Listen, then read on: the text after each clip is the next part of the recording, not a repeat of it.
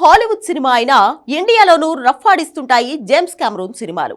ఈయన చేసిన Titanic, Avatar మన సినిమాల కంటే ఎక్కువగా వసూలు చేశాయి.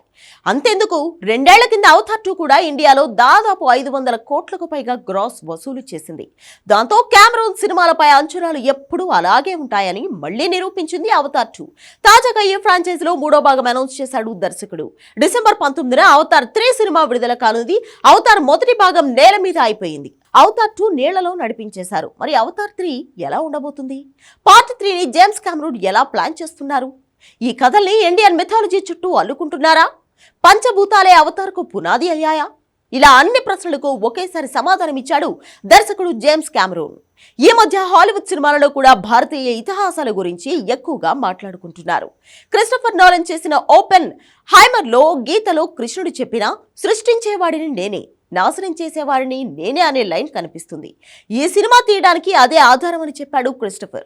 ఇక ఇప్పుడు జేమ్స్ కెమెరూన్ కూడా తన సినిమాల నేపథ్యాన్ని ఇండియన్ మెథాలజీ నుంచి తీసుకుంటున్నారు.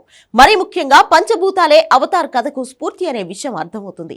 ఎందుకంటే మొదటి భాగాన్ని నేల మీద ప్లాన్ చేశారు జేమ్స్. అవతార్ 2 అంతా నీళ్లలో ఉంటుంది. అందుకే title Avatar way of water అని పెట్టారు జేమ్స్ కెమెరూన్. తాజాగా అవతార్ 3 అప్డేట్స్ వచ్చాయి. 3వ భాగం నిప్పు నేపథ్యంలో ఉండబోతుంది. అందులో భాగంగానే పార్ట్ 3కి ఫైర్ అండ్ యాష్ అనే టైటిల్ పెట్టారు. ఓమక్టయా, మెట్కైనా అనే 2 కొత్త తెగలను పరిచయం చేయబోతున్నట్లు తెలిపారు ఈ దర్శక దిగ్గజం. పాండోరాలోనే ఇదొక విభిన్నమైన ప్రదేశం అంటూ క్లారిటీ ఇచ్చారు. తాజాగా ఫస్ట్ లుక్ కూడా విడుదల చేశారు. డిసెంబర్ 19న సినిమా విడుదల కానుందని చెప్పుకొచ్చారు.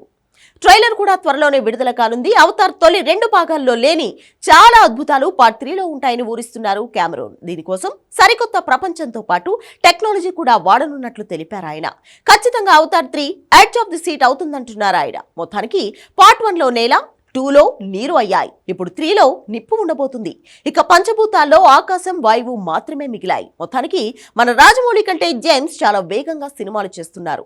మన దర్శకధీరుడు ఒక సినిమా అయిపోయిన తర్వాత రెండో సినిమా మొదలు పెట్టడానికి 2-3 ఏళ్లు గ్యాప్ తీసుకుంటుంటే ఈ గ్యాప్ లో మరో సినిమా చేసి విడుదల సిద్ధం చేస్తున్నాడు జేమ్స్ కెమెరూన్.